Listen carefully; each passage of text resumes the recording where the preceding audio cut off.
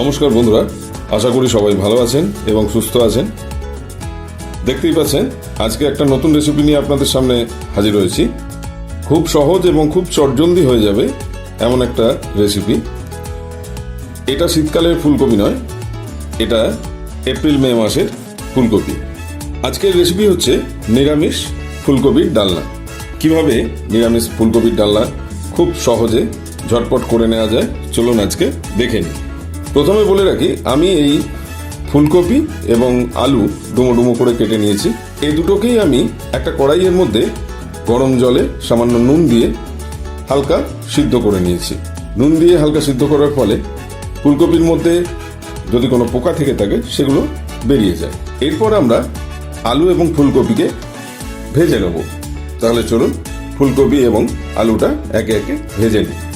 বন্ধুরা, এখানে একটা কড়াইয়ের মধ্যে আমি বেশ খানিকটা সর্ষের তেল নিয়ে নিয়েছি আলু এবং ফুলকপি ভাজার জন্য। প্রথমে আলুগুলোকে ভেজে নিচ্ছি।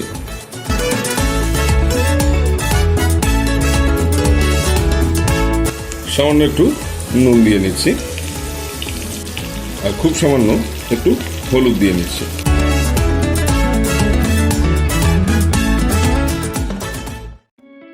আলু ভাজা হয়ে গেছে, এবার আলুটাকে তুলে নেব।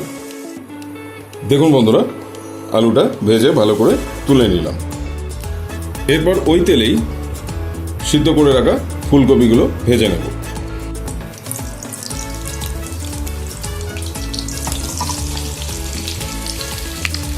সামান্য একটু হলুদ দিয়ে নিচ্ছি, সামান্য একটু নুনও দিয়ে নিচ্ছি।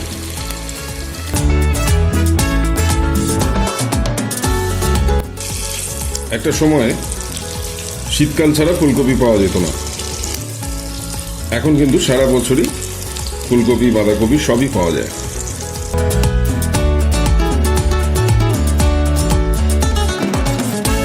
ফুলকপিগুলোকে একটু লালচে করে ভেজে নেব।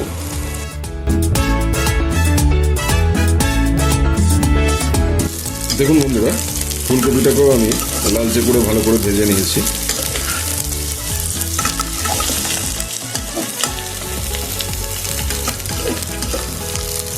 এবারে ফুলকপিটাকে তুলে নিচ্ছি।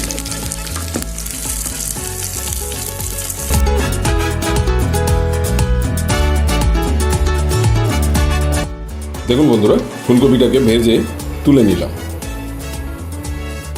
এরপরে কড়াইতে আবার সামান্য একটু তেল দিয়ে নিচ্ছি। দেখুন বন্ধুরা, তেলটা গরম হয়ে গেছে, ধোঁয়া বেরোচ্ছে। এবার আমি এর মধ্যে দিয়ে দিচ্ছি দুটো তেজপাতা,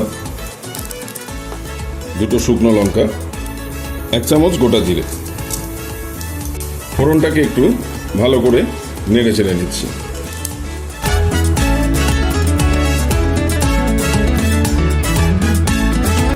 এর মধ্যে এবার দিয়ে দেবো 1 চামচ জিরে গুঁড়ো। বেশ কিছু গুঁড়ো মশলা আমি এখানে অ্যাড করব। 1 চামচ ধনে গুঁড়ো, 1 চামচ লাল লঙ্কার গুঁড়ো,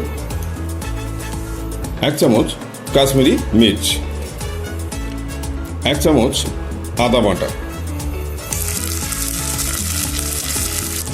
1/2 চামচ মতো হলুদ গুঁড়ো। ভালো করে একটু মশলাপাতিগুলো ভেজে নেব।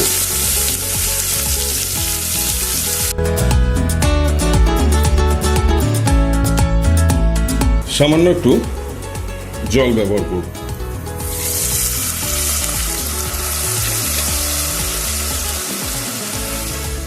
অনেকে গুঁড়ো মশলাগুলোকে আগেই জলের মধ্যে একটা পেস্ট বানিয়ে রেখে দেন,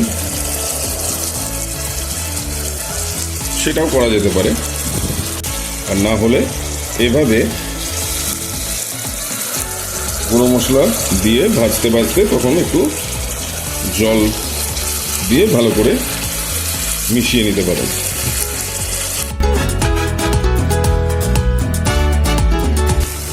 এর মধ্যে দিয়ে দিচ্ছি 4টে চেরা কাঁচা লঙ্কা, আর দিয়ে দেবো একটা মিডিয়াম সাইজের টমেটোকে আমি এইভাবে স্লাইস করে রেখেছিলাম সেটা।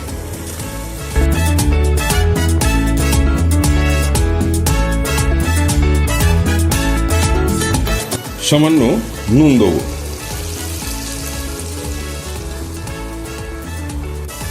নুনটা দিলে টমেটোটা তাড়াতাড়ি গলে যায়।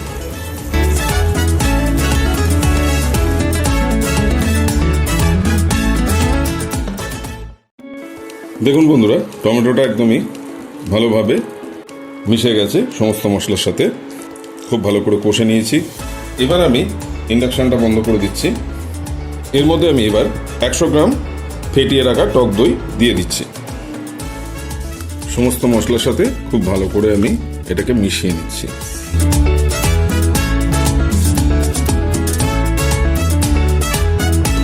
এবার ইন্ডাকশনটাকে অন করে দিলাম। এর মধ্যে এবার ভেজে রাখা আলুগুলো দিয়ে দিচ্ছি। সমস্ত মশলার সাথে আলুটাকে বেশ ভালো করে কিছুক্ষণ কষে নেব।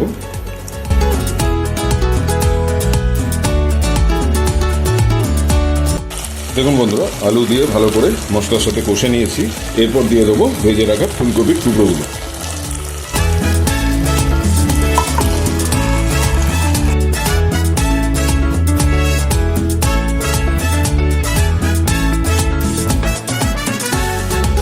এইভাবে ভালো করে আলু এবং ফুলকপির সাথে মশলাটাকে কষে নিতে হবে।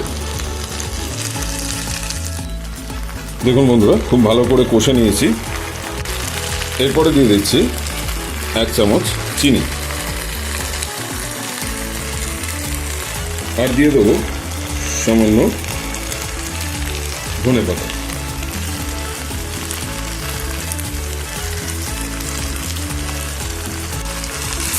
ভালো করে আরেকবার সমস্ত কিছুর সাথে মিশিয়ে নেব।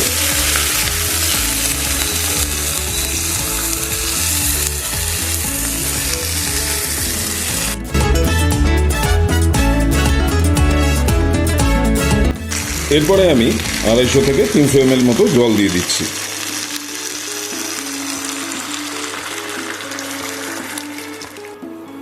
জল দেবার পর এবার একটু ভালোভাবে নেড়ে চেড়ে দেবো সমস্ত কিছুর সাথে।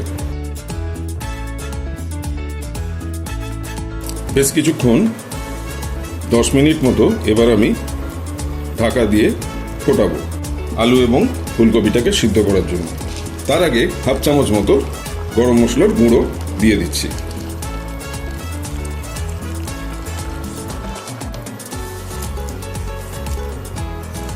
ভালো করে একটু নেড়ে চেড়ে দিচ্ছি গরম মশলাটা যাতে ভালোভাবে মিশে যায়।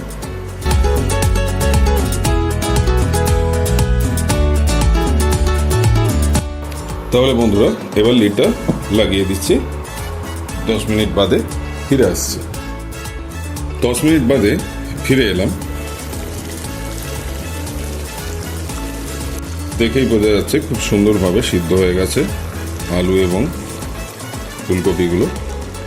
স্প্যাচুলা দিয়েই আলুকে ভেঙে ফেলা যাচ্ছে। তাহলে এই ছিল আলু ফুলকপির ডালনা। আপনারা এইভাবে বাড়িতে অবশ্যই আলু আর ফুলকপির ডালনা তৈরি করে যে কোনো নিরামিষ দিনে খেয়ে দেখবেন, অসাধারণ লাগে খেতে। এর মধ্যে আমি দিয়ে দিচ্ছি 1 চামচ মতো ঘি।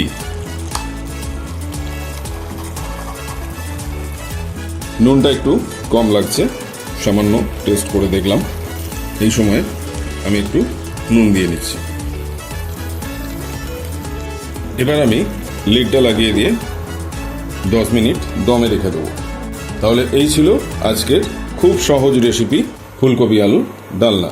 একদম নিরামিষ, আপনারা যে কোনো নিরামিষ দিনে এটা করে খেয়ে দেখতে পারেন, অসাধারণ লাগবে। যারা এখনো আমার চ্যানেলটিকে সাবস্ক্রাইব করেননি তাদের অনুরোধ করব সাবস্ক্রাইবটা করে ফেলুন, আর সাবস্ক্রাইবের পাশে থাকা বেল আইকনটিকে অলে সেট করে দেবেন, কারণ যখনই আমি নতুন নতুন এরকম ভালো ভালো রেসিপি আপলোড করব তখন সবার আগে যাতে আপনার কাছে নোটিফিকেশনটা পৌঁছে যায়। তাহলে সবাই সুস্থ থাকবেন, ভালো থাকবেন, আর আমার বংদিশারি কিচেন চ্যানেলটি অবশ্যই দেখতে থাকবেন। তাহলে দেখা হচ্ছে আবার নতুন সপ্তাহে নতুন রেসিপি নিয়ে। আজকের মতো এখানেই শেষ করছি। কিছুক্ষণ বাদে আপনাদের সামনে সার্ভ করে দেখাচ্ছি। ভালো থাকবেন সবাই।